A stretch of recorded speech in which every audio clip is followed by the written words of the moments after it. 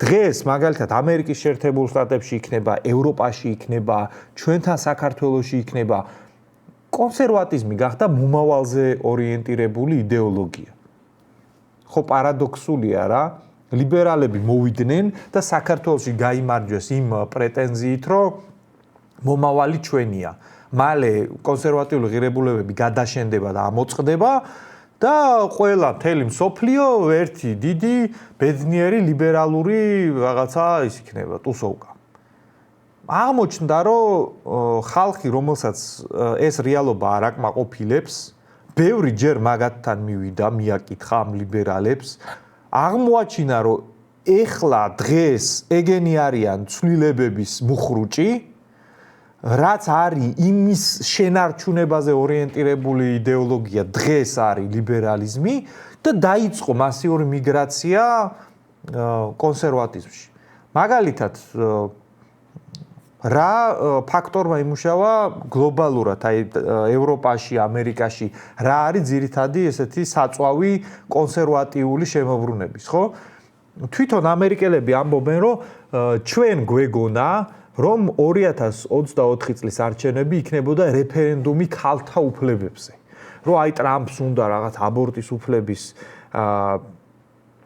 აკრძალვა და აი ხა ქალები იხულებენ. სინამდვილეში, რაც მოხდა, რაც ციფრებმა აჩვენა, იხულა და რეფერენდუმი ეგ აღმოჩნდა ახალგაზრდა მამაკაცების შეხედულებაზე, იმაზე როგორ ცხოვრება უნდათ. ანუ ამ არჩევნების ბედი დიდწილად გადაწყვეტა იმ ახალგაზრდა კაცების დიდმა ნაწილმა, რომელმაც აი ამ სისტემას უყურა და გააკვეთა შემდეგი დასკვნები.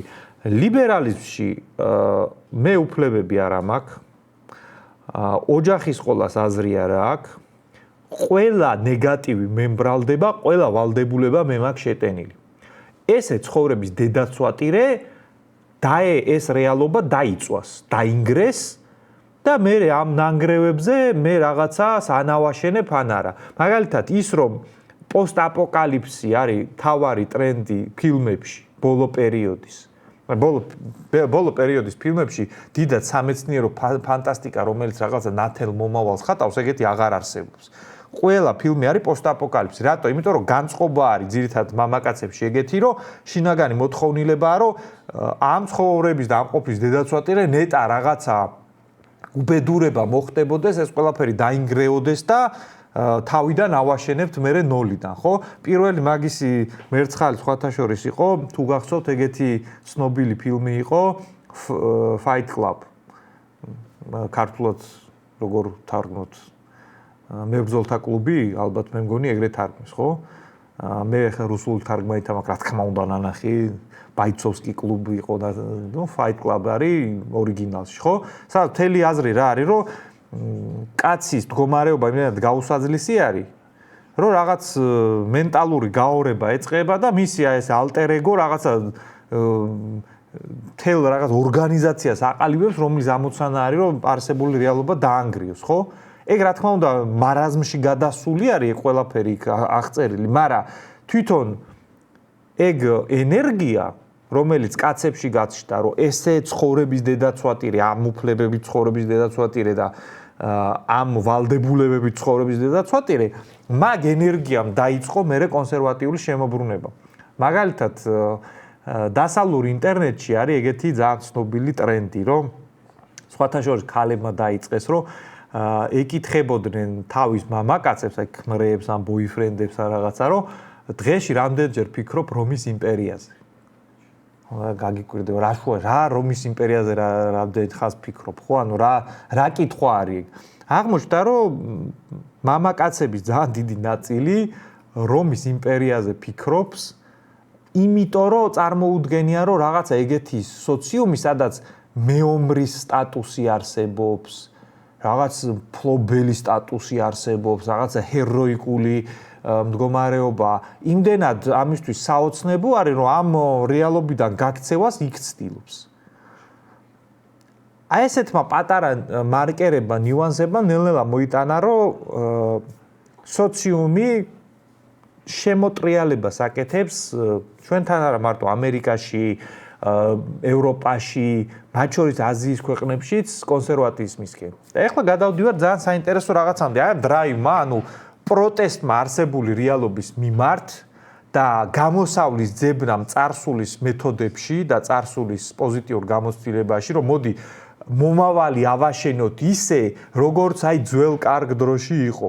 მაგ იმპულსმა და უკმაყოფილებამ დაიწყო კონსერვატიული შემოტრიალება, მაგრამ მან და ერთი ძალიან მნიშვნელოვანი რაღაცა, რითიც დაიწყე საერთოდ მთელი ეს გადაცემა, ხო? ლიბერალიზმისგან განსხვავებით, რომელიც უნივერსალური არის და ქართველი ლიბერალი, ტაილანდელი ლიბერალი და გერმანელი ლიბერალი ერთი ოხერია სინამდვილეში, კონსერვატიზმი ეგრე არ არის. ამერიკელი კონსერვატორის შეხედულებები და ღირებულებები, ქართველი კონსერვატორის შეხედულებები და ღირებულებები, თურქი კონსერვატორის შეხედულებები და ღირებულებები, ჩინელი კონსერვატორის, იაპონელი კონსერვატორის, რავი, რომელიმე მუსულმანურ რაღაც ფუნდამენტური ქვეყნის კონსერვატორის შეხედულებები და ღირებულებები შეიძლება დრამატულად განსხვავდებოდეს ერთმანეთისგან. რატომ? იმიტომ რომ მე როგორც თქვი, კონსერვატიზმი თავის მომავლის პოზიტიურ დღესწესრიგს წარსულში ეძებს და ეგ წარსულის პოზიტიური გამოცდილება სხვადასხვა ქვეყნებს და სხვადასხვა ხალხს აქვს სხვადასხვანაირი. ანუ ოქროს ხანას ქართველები სხვა რაღაცას ვეძახით, ამერიკელები სხვა რაღაცას. ამერიკელისთვის ეგ საოცნებო ოქროს ხანა არის 50-იანი და 60-იანი წლების პერიოდი, როცა ამერიკა მსოფლიოს აზანზარებდა, კაცი იქ ისევ კაცი იყო, ქალი ჯერ ისევ სამზარეულოში ყავდათ, ანუ იქაც ბნელი გრუზინები იყვნენ, მაგათი ყველაზე ნეგატიური კონოტაცია რო ჩართო მაგ გაგებით, მაგარი ფული ჰქონდათ, ჯანზე იყვნენ და ეკონომიკა წინ მიფრინავდა. აი ტრამპი რომ მოდის და რო ეუბნება რომ make America great again, გავხადოთ ამერიკა ისევ დიადი, დიდებული და ასე შემდეგ, მაგაზე ხდება, ასე ვთქვათ, რეფერენსი, მაგაზე ხდება მითითება. ეგ great მაგათთვის არის ეგ მომენტი. და საქართველოს ეგ არ არის. წინა საუკუნის 50-იანი წლები, ხო? საქართველოს შეიძლება რაღაც სხვა იყოს. შეიძლება იყოს ბევრად უფრო მეტი საუკუნეებით უკან. ვიღაცა ისლამისტი ფუნდამენტალისტისთვის ეგ შეიძლება იყოს არაბები რო ექსპანსიას აწარმოებდნენ, ნახევარი მაშინდელი მსოფლიო რო აიღეს და ისლამი რო ხმლით გაავრცელეს, მას ესეთი სენტიმენტები მაგ პერიოდის მიმართ აქვს. ამიტომ აი მაგალითად კონსერვატორს იაპონიაში შეიძლება ეგეთი ნოსტალგია კონდეს სენგოკუს ხანის მოვლენებზე, როცა იქ მეომარი სამთავროების პერიოდი იყო და აი მთელი მაგათი ჰეროიკა მაგაზე არის დამყარებული, ხო? ან მაქსიმუმ შოგუნატის პერიოდი, სანამ მეიძის რეფორმაცია მოხდებოდა. ყველას თავისი ესეთი დიადი წარსული აქვს, რომელიც აღდგენაც უნდა. ამიტომ მეორე საფრთხე კონსერვატიზმში რაც არის, ერთი ხო დავასახელეთ, რომ კონსერვატიზმი ხშირად ხდება, არაფერი არ ვაკეთოთ და წარსულზე ვიწუწუნოთ ეგეთი ხალხის თავშესაფრად და მაგათმა რაღაცა პერიოდი კონსერვატიზმი საქართველოში მაგალითად დაღუპეს, ხო? მეორე საფრთხე კონსერვატიული იდეოლოგიას რაც აქვს, ეს არის რომ ის არ არის უნივერსალური. და თუ ლიბერალებს შეუძლიათ მთელ მსოფლიოში კონსოლიდაცია მოახერხონ და მთელ მსოფლიოში რაღაცა ერთ ტალღაზე იყონ, ქართველი კონსერვატორი და დაუშვათ არაბთა გაერთიანებული ემირატების მოქალაქე კონსერვატორი დიდად ერთ ტალღაზე შეიძლება არ იყოს. შეიძლება ისინი სიტუაციურ კავშირში შევიდნენ ერთმანეთთან საერთო მტრის წინააღმდეგ, რაც ლიბერალური იდეოლოგია, მაგრამ ერთ ტალღაზე ვერ იქნებიან. ეგ იწვევს საკმაოდ დიდ დაგსაქსულობას. მაგალითად, თუ ამერიკის ხელისუფლებაში იყო ჯო ბაიდენი, მანამდე ობამა, რომლებიც უზარმაზარ რესურსებს დებდნენ მთელი მსოფლიოს მასშტაბით აი ამ გლობალისტური იდეოლოგიის და ლიბერალიზმის გასავრცელებლად. ხო, საქართველოში ვიღაცები რო ჩამოდიოდნენ და მილიონებს რო ურიგებდნენ არასამთავრობო ორგანიზაციებს, ხო არის კითხვა, რომ რატო აკეთებდნენ მაგას? ერთი ქვეყანაზე პოლიტიკური კონტროლის მოსაპოვებლად, იმიტომ რომ ეგ რა თქმა უნდა გავლენის ჯგუფები იყო, მაგრამ ის იდეოლოგიაც მათთვის მართლა მნიშვნელოვანი იყო. და მქონდა პრეტენზია, რომ ლიბერალიზმი ყველასთვის, ქართველისთვის, გერმანელისთვის, ავიცი, შრი-ლანკელისთვის, ყველასთვის ერთნაირად უნივერსალური და კარგი იდეოლოგია.